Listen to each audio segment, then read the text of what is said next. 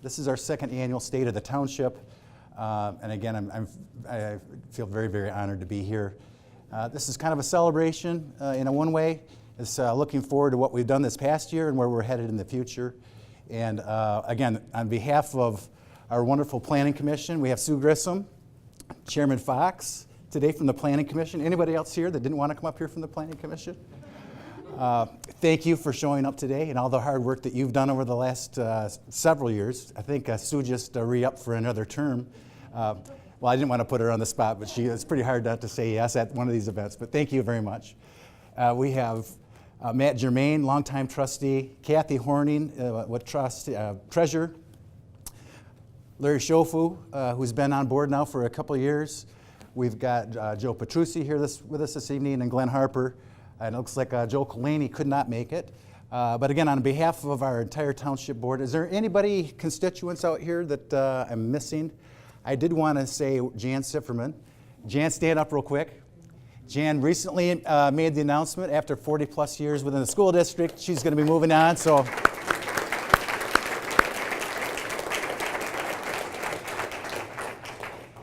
thank you so much. We had a lot of great feedback after last year's event, and again, we got a really nice turnout tonight. And we're doing some video type things this year, so I would like to start out, as Colleen puts this in. This is going to give a little preview of what we've done throughout the last year and where we're headed, and then I'll come back and continue the conversation. Every year when it comes to what we're looking for as projects in the future, the township goes on a board retreat. And at that point is when we talk about what projects we want to put together, where we want to put the infrastructure like parks, sidewalks, road infrastructure, and those types of things. We want to put a lot of that money back into the community itself. One of our biggest projects that we've completed here in another month or so is Hacker Road. And that was a joint venture between Osceola Township, Livingston County Road Commission, and Hartland Township itself. The importance of municipalities grasping this road problem has been an enormous positive benefit everywhere in our county. Once we have decided that we will contribute all the construction engineering, our employees want to always do a little bit more. So we've been attacking drainage problems and some other things that weren't really in our project scope, trying to do them the year before so that when it's time to launch the paving improvement, we've got a lot of that work out of the way, and we've got something that's going to last a lot longer and solve more than one problem. We have 2 roads remaining. Bergen Road will be done in 17. We're going to add a right turn lane, and then we're also going to be doing Main Street in town, and then all the projects will be done, and then we'll have this nest egg for future maintenance. Hacker Road has almost been paved 3 times in the last 25 years. We reached a sweet spot that we would never have reached without this millage. What the millage dollars do is they prime a pump that allows us to take advantage of mass purchasing of certain materials. Most of the work we've done in Hartland has been pavement overlays. We've been able to take your projects and projects from throughout the county, put them together, and drive the prices down to they're almost the lowest in the state. And what we're trying to do is say, whether it's done statewide or we just do it as a county, we need to push that out and have a long-term strategic relationship with our infrastructure so that we can keep it in good condition. Our township board has been very active in our park improvement program. We started with Heritage Park and Settlers Park, which is right here on Clark Road by our township hall.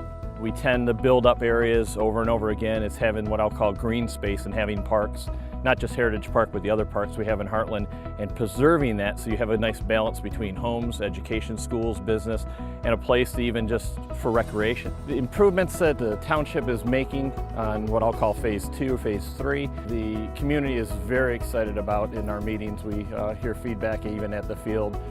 And they're most excited, I think, about bathhouses that will be going in. Also, we're going to have a brick and mortar storage area, improved upon the handicap parking spaces, and make it a little bit easier for those individuals to make it to and from the field as well. Visiting teams, the spectators, parents, referees that come out are very impressed And I would think ultimately that these children are excited, one, to come out and play at this facility. I think over time, 10, 20, 30 years from now, this is really going to be a cornerstone for the community. A lot of developers want visibility from 23, but on the access of 59. And you can see behind me we have a new convenience store gas station going up, certain grocery stores, certain other big box home improvement stores. When we've reached out to those companies, basically they're looking for the number of households in your community that would support those type of businesses. We are in communication with those businesses. We are hoping to attract some of them. But in order to really get that to occur, we do need some more residential housing units in this community. Better commercial development requires more rooftops to be successful. There's no secret that it's not just about money, but also the amount of foot traffic you get that makes your business successful.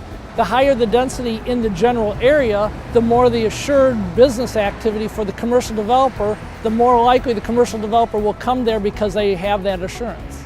Amount of land that's still here in a rural setting plays into the open feel and the combination of bringing in new families and maintaining the tradition that's here, I think really appeals to the majority of our buyers. As the businesses start to help out on their side, developers of residential property have to help out on their side and make sure that we keep an abundance of housing stock available for these new workers that are going to be coming into the area. We will definitely take a lot of pride in knowing that we helped build this for the future.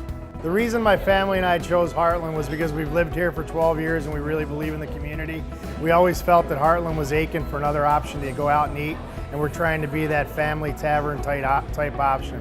We were 2 months old yesterday and it's definitely exceeded our expectations. The Hartland definitely has a base of income that meets the small businessman, the small business person, and can support it.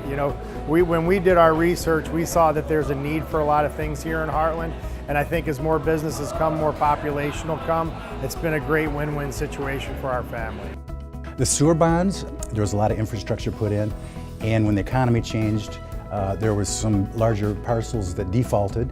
The township itself bought, on behalf of the sewer district, those properties back, and we are eager to say, at this point, most of those are actually been secured by new investments. We're looking forward to the future that it's not going to be an issue, a long-term issue for the finances of the township itself.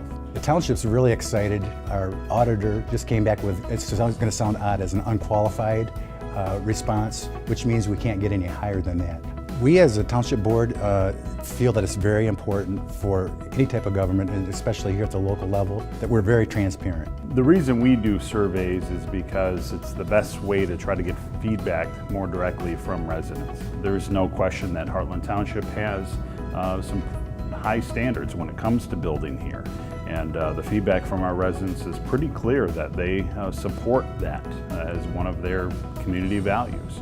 You can see all of our activity, all of our board meetings, all of our minutes, and everything are either online, on TV, and if you want to go at any time go back and watch an actual board meeting, you can go to our website, click on a link, and you can watch the whole thing as if it was being taped live. Part of that transparency is we actually want to hear from our citizens themselves, and if you ever have a question, you can contact any board member at board@heartlandtwp.com. As you can see, we had quite a year so far. It's not over yet. Hacker Road is hopefully going to be paved here by the end of the month or first part of the next month. I did miss somebody earlier, and he's my hero right now. He's the no sign guy. Under Sheriff Murphy, who is actually running for our sheriff, is made a pledge not to put signs out. And I know it kind of sounds strange, but it's kind of nice to have a community that doesn't have a bunch of signs out in front. But best of luck to you next week or next month. Going back to roads, Colleen, if you could kind of put up a slide. About several years ago now, we started with a task force, a road improvement task force, come up with ideas. They worked their tails off for about a year, came up with a plan. At that point, the township board decided to put that to a ballot initiative to our constituents, and it passed, not by a lot. And the reason we put that out there is because the surveys that we've done ever since we've been on the last 12 years or so state that our roads are the most important things for our community. We're pleased to say in 2015 we did several smaller projects because the bonds were just becoming available. We had to kind of get our ducks in a row with the Road Commission. So you'll see we did Blaine, Bullard, Fenton, and Clyde in 2015. This year, 2016, we did a gravel improvement road to Dunham. Hacker, again, which is Commissioner Crane, he really nailed it on the head that it was a community effort from Osceola Township, the county, and ourselves. And without all three of us coming together, we would have never been able to pull that off. Pleasant Valley Road had some gravel improvements. Reed Road was repaved. Hibner had some pavement work on it, and Clyde Road as well. Part of the discussion today is cooperation and collaboration between not only ourselves and other governments and other people, but we try to work together. And the Road Commission has really stepped up. They have done several projects that were not ready to go through our millage this year. They did it on themselves. They did a turn lane on 59. They did an extension over here on Dunham Road, and they also did an extension up on Clyde Road.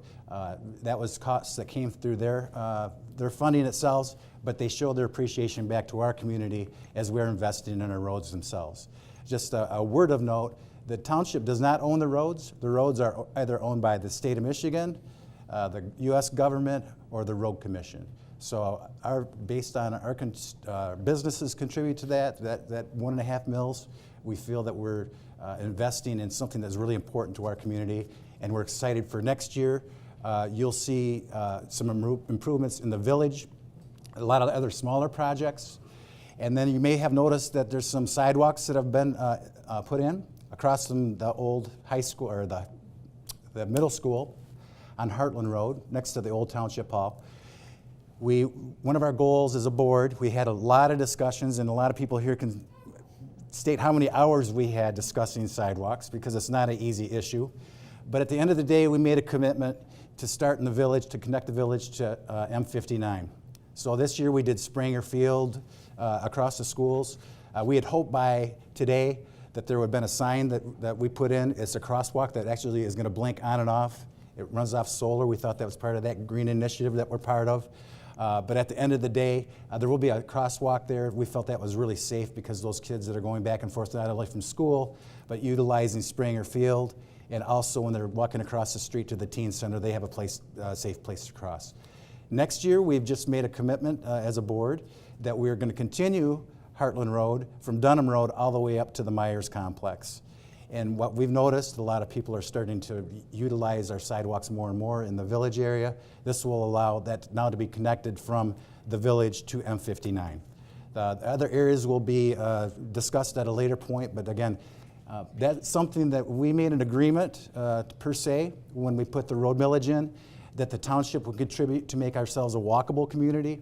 And that being said, those dollars that are going into sidewalks were not through the millage, they were from our general fund themselves, and we'll get into that in just a little bit, but the extra dollars that we bring in, we put those capital improvements, and sidewalks are one of those that we're utilizing.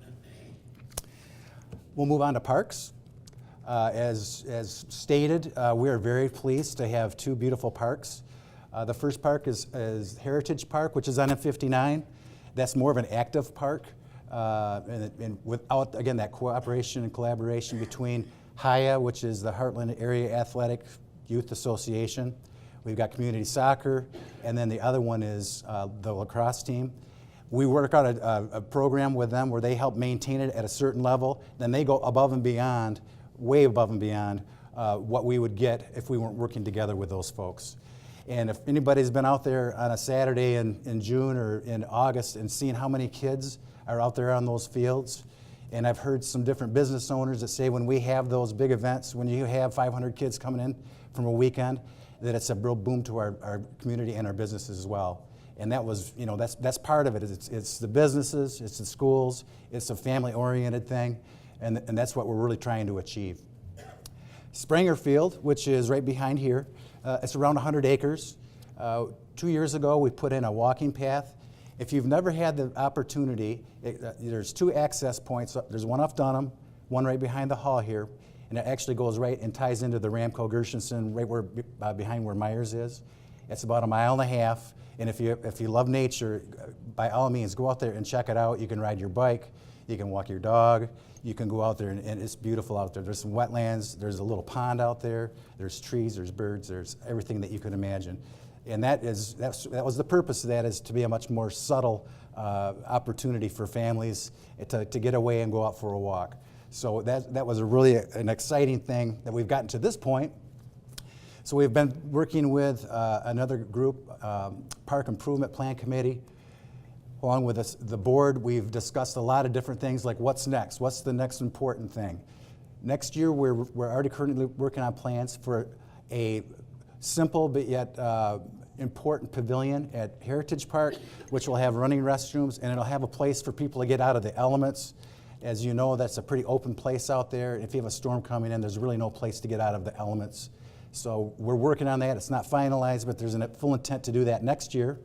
And then at the fields right behind here, Settlers Park, we're going to do something very similar to that, but on a much smaller scale. And our goal is also to have a restroom for those that may need that, along with a playground.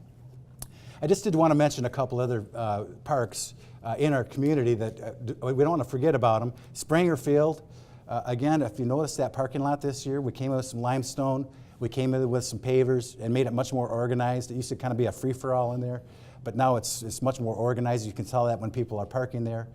And then Weingartner Field, which is down just north of the village, that complex has been there for years, and that's where they typically do girls softball. So we're proud of our parks, we're proud of where they're going, and again, it brings us a sense of community, and we think that that's really what we're about. It goes back into our brand of friendly by nature. On financial stability, I'm going to mention it again because it doesn't make any sense to somebody that grows grass for a living, but an unqualified opinion, you can't get any better with that, and it doesn't kind of ring a bell with me, but maybe I'll get my arms around it someday.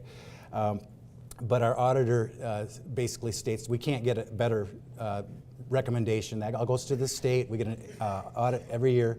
So that goes on behalf of Kathy and everybody in our staff that works hours and hours and hours to get that accreditation.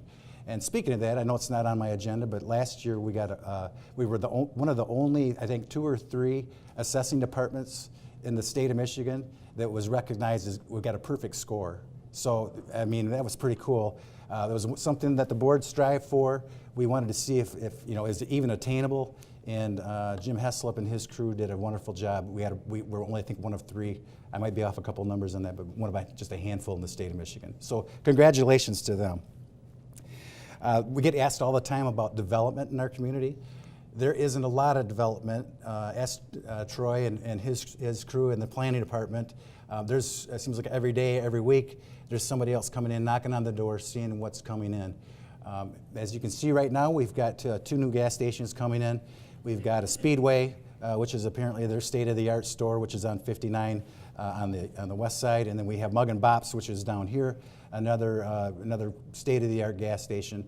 I know those don't sound that maybe like neat, but at the end of the day, when we moved to this community over 20 years ago, I believe there was 5 gas stations, and if you know what's happening right now, we're down to 1. So we're kind of going back in a different direction than we used to be. But at the end of the day, those are all state-of-the-art, from how they fill them to how the environment and everything else that goes with it. So we look forward to not only those, but several other developments. On the books right now, we have over 500 new homes that are in the wheelhouse. Some of them are already approved as developments. Some of them are close, I would say maybe within 6 months for final permitting. And that's a lot of houses, and we see that. We anticipated that back in the early 2000s when we put a sewer system in. At the end of the day, we're seeing that now come to fruition like 12 years later. There's a lot of demand, and a lot of the demand has a lot to do with the people that are in this room, with the schools, with the library, the business owners. And again, there's a reason why we're successful. There's a reason why people want to live in Hartland, and it's because of all the things that we're working on together as a team. Tractor Supply is still planning on going forward. We've got a company called Rural King bought the old Walmart. They have not come in for anything official yet, but a company did buy that building, and they don't have anything official, but they are looking at that site for something in the future. They will be working with the Planning Commission to make sure that they meet the ordinance and the plan development part of that pretty large development. Town and Country Veterinary Clinics continues to show an interest in our community. The Cromaine Library, the Kraus family, and a bunch of people about a month and a half ago had a groundbreaking ceremony at the library that's has broken ground. I'm not sure exactly. I don't know if CC here. I don't know if anybody's in the library. Anyway, my guess is that'll open in about a year. And there's a lot of activity. You can go onto their website at the Cromaine, I think it's .org, and you can see what's going on with that development. And there's a lot of development opportunity in the Meyer complex. It's actually a lot of people are coming in for informal things. Nothing's, again, we try to take the stance until it's official, until they come in with a site plan. We don't want to put something out there that may be hearsay until we know that they actually have a site plan in place. So there's a lot of activity, but nothing official at this point.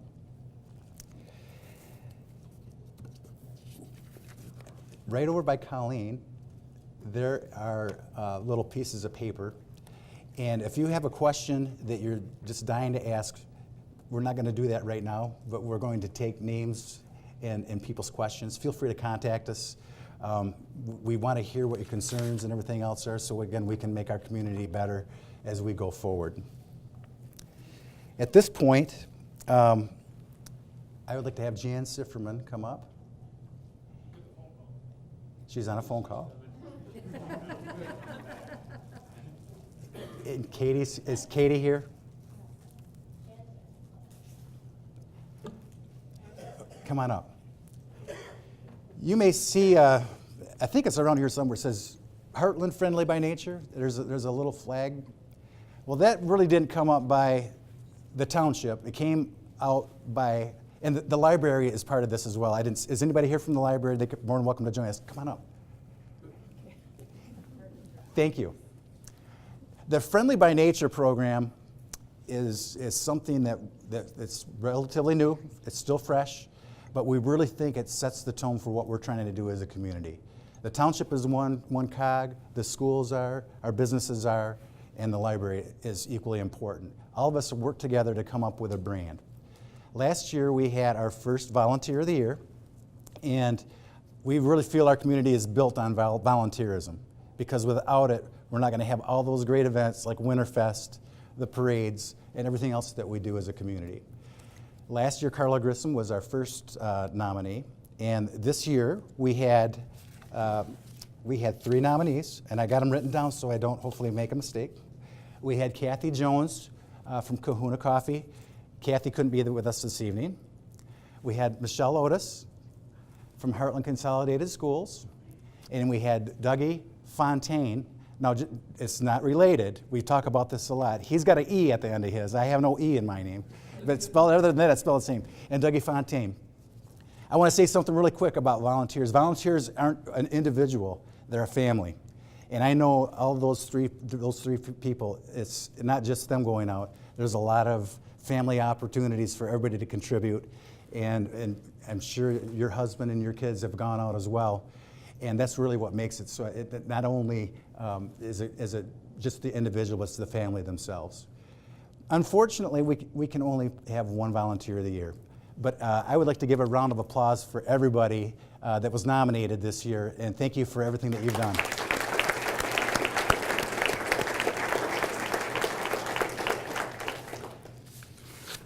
This year's Volunteer of the Year, I actually got to know him a couple years ago with my wife, and he's been a wonderful asset to our community. He's always there to help. And that being said, I would like to welcome and acknowledge Dougie Fontaine as our 2016 Volunteer of the Year.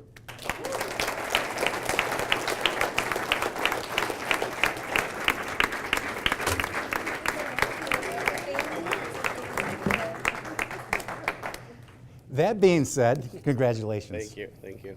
And this is your lovely bride, Tammy. Yeah. Congratulations. We have a proclamation, and as opposed to listening to myself talk anymore today, Jan Sifferman said she would be willing on behalf of our brand to honor Dougie with his proclamation.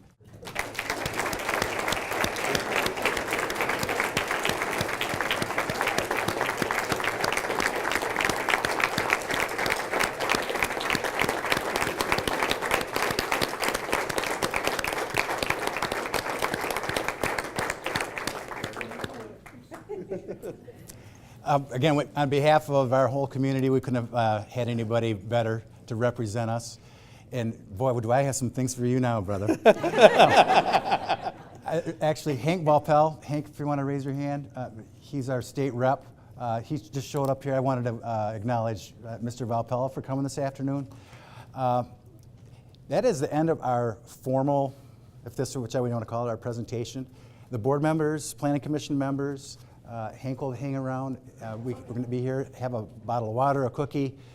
Again, on behalf of the township board and our entire community, thank you so much and have a blessed day. Thank you. Congratulations, brother.